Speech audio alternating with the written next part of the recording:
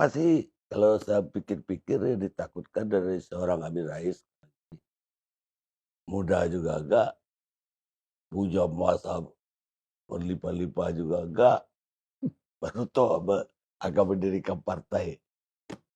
Kenapa harus disingkirkan dari awal begitu?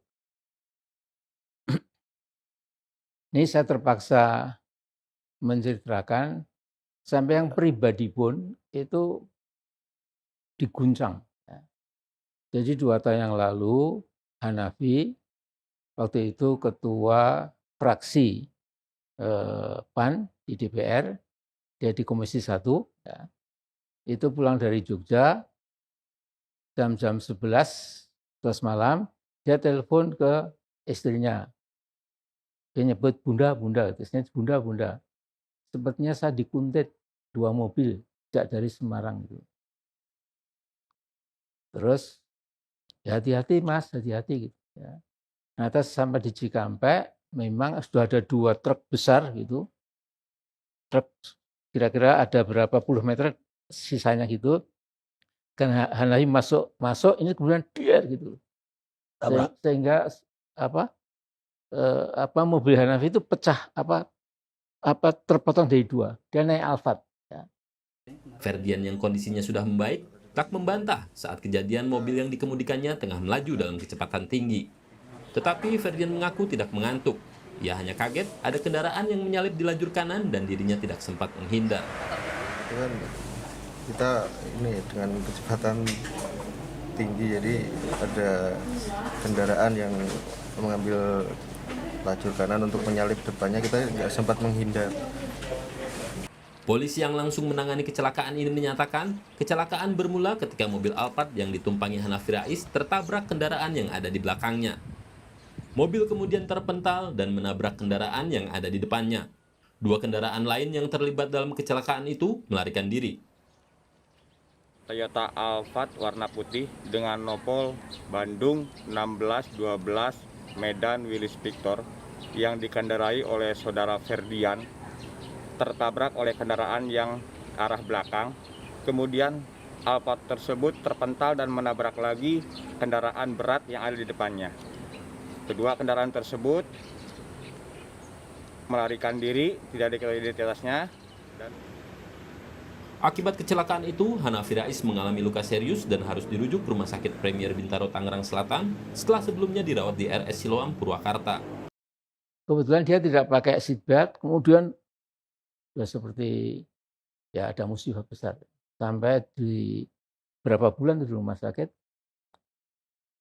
20 ampul darah untuk menambah darahnya itu. Kemudian semua dikasih itu, saya nggak tahu lah istilahnya.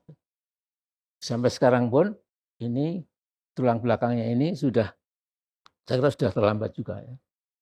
Ya, agak miring kalau jalan. Padahal itu anak sulung saya ya yang sangat ya dengan bapak ibunya sangat taat. Itu saya kira itu adalah warning ya. Amin Rais, look, your son has passed away, itu has died, maksudnya kan begitu. Supaya saya terguncang. Nah, tapi setelah itu jam 3 malam mobil saya yang saya parkir di depan rumah itu ditembak. Mobil pribadi milik Amin Rais ditembak oleh orang tidak dikenal Kamis dini hari. Tidak ada korban karena saat penembakan mobil sedang terparkir di depan kediaman mantan ketua MPR itu. Insiden terjadi di kediaman Amin di perumahan Sawit Sari Condong Catur, Sleman, Yogyakarta. Petugas kepolisian Resor Sleman dibantu kepolisian Polda DIY sedang melakukan penyelidikan di tempat kejadian perkara.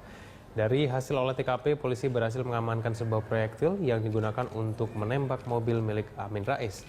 Menurut Ismail, salah seorang penjaga rumah, peristiwa ini terjadi pada pukul 2 dini hari. Pelaku menembak dari luar pagar rumah dan langsung melarikan diri menggunakan sepeda motor. Mungkin itu di Google masih ada itu ya. Di Jakarta itu? Ya di Jogja. Oh, Jogja. Ya. Nah maksudnya mau menembak tangki mobil saya, tapi kira-kira meleset itu sehingga tidak meledak gitu, ya. Nah kemudian ya saya lapor ke Kapolda datang gitu. Yang disalahkan supir saya, Pak Amin keliru. Mestinya nggak dicuci pakai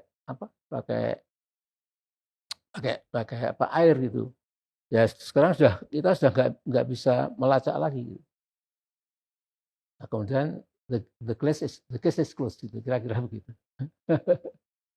Enggak, Ya tapi ini sesuatu yang biasa lah. Saya enjoy saja. enggak. Nabi tadi di mobil Alphard itu hanya sendiri. Nah, dengan sopir. Oh, ada supir. Tapi kayak lebih mengarah ke belakang ya. Kenapa bisa? Apa? Tabrakannya lebih mengarah ke belakang kayak. Ya jadi didorong begitu, ini berhenti dorong dulu Pak.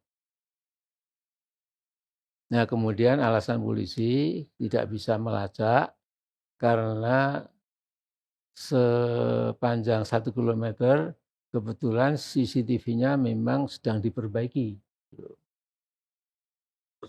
Rusak, jadi gelap. Ya sudah, wassalamualaikum, selesai Pak.